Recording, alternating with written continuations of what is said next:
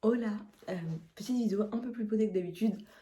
Nouveau décor qui deviendrait peut-être un décor de vidéo, je pense. Genre pour les vidéos un peu plus posées comme ça. Genre accrocher des petites photos et des petites décos derrière. Ça pourrait être sympa comme des décors. À voir avec la suite. Aujourd'hui, je vais vous parler d'un sujet assez spécial et assez important. On va parler de l'anxiété.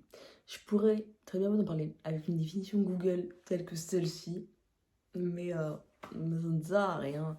Je vais vous parler plutôt de mon rapport avec l'anxiété, parce que, en effet, depuis bientôt 2 ans, je fais des crises d'angoisse, et on n'est pas assez renseigné sur ce sujet. Je trouve que au collège, on devrait nous apprendre c'est quoi l'anxiété réellement, c'est quoi les crises d'angoisse, ses symptômes et comment y remédier, parce qu'en fait, on n'est clairement pas aidé sur ça. Et ça fait peur. Quand j'ai commencé à faire des crises d'angoisse, ça m'a littéralement bouffé la vie. J'en ai commencé à en faire quand j'étais, je dirais, fin du confinement.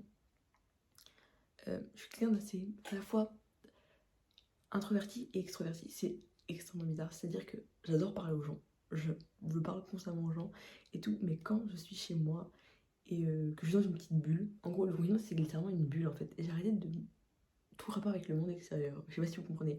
Je passais mon temps sur Netflix et je faisais que ça, clairement. Genre, donc, le monde extérieur, c'était vraiment pas. J'avais pas un bon rapport avec le monde extérieur. Mais ce qui s'est passé, c'est que du coup, quand on a dû reprendre la vie normale, ça a été un peu un bouleversement pour moi. Et ça a été très stressant. Sauf que ce que j'avais pas pris en compte, c'est que je suis anxieuse depuis que je suis petite, sauf que je m'en étais pas rendu compte. En fait, mon métabolisme avait dit clairement, Nanou, tu n'es pas anxieuse, tu ne stresses pour rien. Quand tu stressais, en fait, je gardais ça pour moi, je n'en parlais pas. Et du coup, en fait, ça me renfermait sur moi-même et je le sortais petit à petit. Je suis hypersensible, donc je pleurais pour des choses qui n'ont aucun rapport. Je pleure pour tout et pour rien. Genre, je suis hypersensible, quoi, c'est tout en fait. Je pleure vraiment pour tout et pour rien. Et du coup, c'est comme ça que mon anxiété sortait avant. Sauf qu'à un moment donné, en fait, quand tu gardes trop pour toi, ça doit craquer à un moment donné. Donc ça a craqué pendant le confinement et ça a été très compliqué à gérer parce que quand ça t'arrive d'un coup, en fait, tu comprends pas. J'ai commencé à faire mes crises d'angoisse, ça faisait peur. Ça faisait vraiment très peur. T'arrives et d'un coup, on te dit salut. Genre, salut, c'est moi. Je suis une boule qui vient dans toi et qui grossit, qui grossit, qui grossit. Je vais te faire mal à la poitrine. Genre, tu vas ressentir une force sur toi, tu ne pourras plus respirer à cause de moi. Tu auras des bouffées de chaleur à cause de moi, tu auras la tête qui tourne, tu verras trouble et tu ne te sentiras pas bien. Tu auras des palpitations et on te mettra chez le cardiologue. On te dira que tu as une tachycardie alors que tu n'en avais pas. J'ai fait 1 milliard de tests. Petit test, je sais pas comment ça s'appelle. Oui, les petites boîtes qu'on met là-haut sur la taille avec des électrodes et qu'on garde 24 heures pour calculer ton rythme cardiaque. Ça ne servait à rien parce que je faisais des crises d'angoisse sauf que je ne les savais pas encore. Et du coup, en fait, quand j'ai appris que je faisais des crises d'angoisse, je voulais pas y croire. Genre, j'étais en mode, mais non, je suis pas angoissée. Je suis pas du tout angoissée. Donc, ce qui s'est passé, que j'en ai beaucoup parlé à mon médecin. On m'a emmené voir une psy, étrangement. Euh, J'étais pas persuadée que j'étais angoissée. Non, non, je suis pas angoissée. Et je suis arrivée chez elle et j'ai chialé. Je pleure beaucoup, comme je vous ai dit, hypersensible. Et du coup, j'ai pleuré et j'ai commencé à m'ouvrir petit à petit. Sauf que pour moi, les crises d'angoisse, c'était pas des crises d'angoisse, c'était juste des crises. Donc, quand je parle de mes crises d'angoisse, je dis crise, pas crise d'angoisse. Parce que j'arrivais pas à me rendre compte que c'était vraiment de l'angoisse en fait ce qui se passait. En moi, en fait, j'avais juste j'avais l'impression que j'étais malade en fait, que c'était une maladie. L'angoisse, c'est une vraie maladie. Sauf que vu qu'on m'avait pas prévenu, en fait, j'avais l'impression que je m'inventais des symptômes en fait. C'est bizarre dit comme ça, mais pareil, j'ai été hospitalisée à cause de ça. Et, et on m'a dit à la fin de mon hospitalisation que c'était des crises d'angoisse, sauf que j'étais là, non, je suis pas angoissée, pas du tout. Je suis pas stressée à propos de ça et tout. Et en fait, je me rendais pas compte, mais ça me stressait énormément. C'est-à-dire que j'en parlais, en fait, ça me stressait. Vous voyez les petits tics? Quand tu trempes de la jambe, quand tu trempes des mains, tu prends un stylo, t'es obligé de faire un truc avec tes mains tout le temps, tu touches tes cheveux, tu fais n'importe quoi. Et ben genre, c'est des tics de stress, clairement. Sauf que quand tu fais pas d'angoisse, tu t'en rends pas compte. Genre, se ronger les ongles, quand tu fais pas d'angoisse, je me ronge les ongles, c'est tout. Je suis pas angoissée. Non. Je suis pas du tout angoissée. Je me ronge les ongles, c'est normal, genre. Mais non, en fait. Et du coup, ça a été très dur pour moi d'apprendre que c'est des cris d'angoisse. Et ce qui s'est passé, c'est que je suis rentrée en première. Et quand tu rentres en première et que tu commences à faire des cris d'angoisse, c'est très stressant. Je commençais à sortir de cours, beaucoup, et j'ai eu ce regard des autres. Bizarre. Appréhender. Tu sais, vous savez, je sais pas comment expliquer, mais vous savez ce moment où t'as l'impression que tout le monde te juge ouvertement, constamment. C'est compliqué à vivre. C'est très compliqué. J'ai rencontré du coup Carla, vraiment, meilleure rencontre. Sans elle, j'aurais pas tenu mon année de première parce que du coup, j'étais angoissée par les cours, par la vie en général. Comme je vous ai pas vraiment dit, mais j'ai eu beaucoup d'amitiés toxiques et je m'en rendais vraiment compte. Sans elle, vraiment, j'aurais pas supporté l'année. J'aurais pas réussi à aller jusqu'au bout. Et je pense même pas être. J'aurais pas pensé à rentrer en terminale, mais ça a été très compliqué. C'était très dur à vivre. Mais je m'y suis habituée. Faut savoir que l'angoisse, ça peut être quelque chose de positif aussi.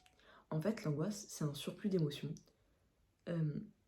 positif ou négatif. Quand t'as un gros changement dans ta vie, d'un coup, c'est compliqué. Tu peux faire des cris d'angoisse. J'ai fait des cris d'angoisse le jour du bac. Les cris du bac de français, euh, j'étais à ça de pas y aller tellement je me sentais mal, ok? C'était horrible. Pareil, j'ai fait une crise d'angoisse après ma photo avec Noah Schnapp. Parce que, bah, pareil, genre en fait, c'était un surplus d'émotions, mais positif cette fois-ci, et pas négatif. En fait, l'angoisse, faudrait plutôt le voir comme une personne. Une personne qu'on va appeler X. X est très gentil. Il faut juste apprendre à le connaître, discuter avec lui. Et il y a plusieurs techniques de méthodes pour apprendre à connaître X et discuter avec lui pour pas qu'il te surprenne et qu'il soit méchant avec toi, mais plutôt qu'il soit sympa et calme et zen avec toi. Si vous voulez, je vous ferai une deuxième partie avec des méthodes de relaxation et des petites activités à faire pour pallier au stress qui ont marché avec moi. Donc je vous en ferai une petite vidéo si vous voulez. Mais il faut savoir que du coup, X, il faut juste l'apprendre à connaître et discuter avec lui. Et c'est compliqué parce qu'il faut apprendre à discuter en gros avec soi-même.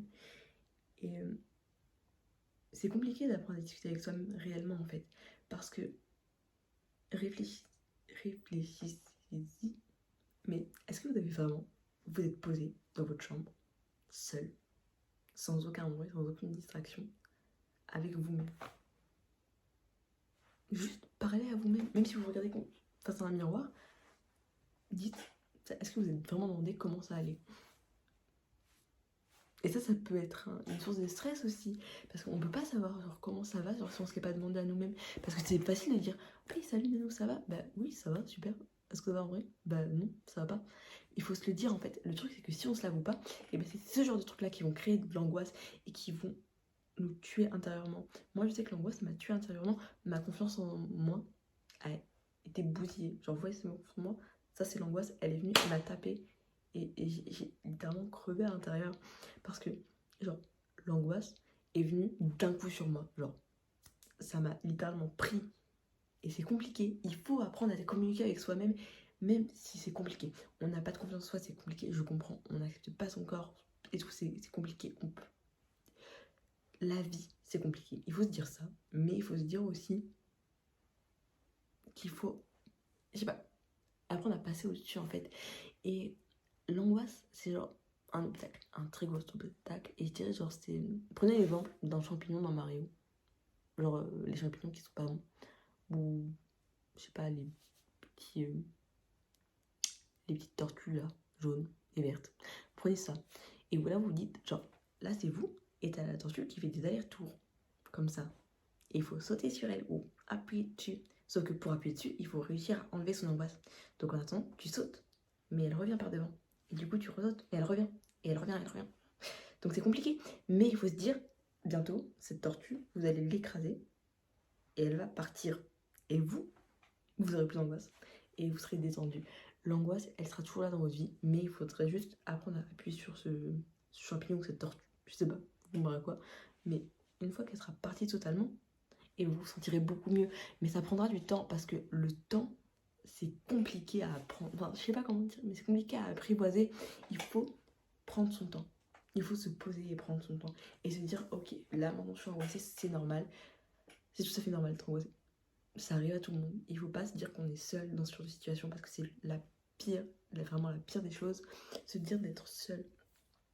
Et c'est compliqué, hein, parce que personnellement, je sais que dans mon cas, quand je suis une crise d'angoisse, eh ben, je ne préviens personne.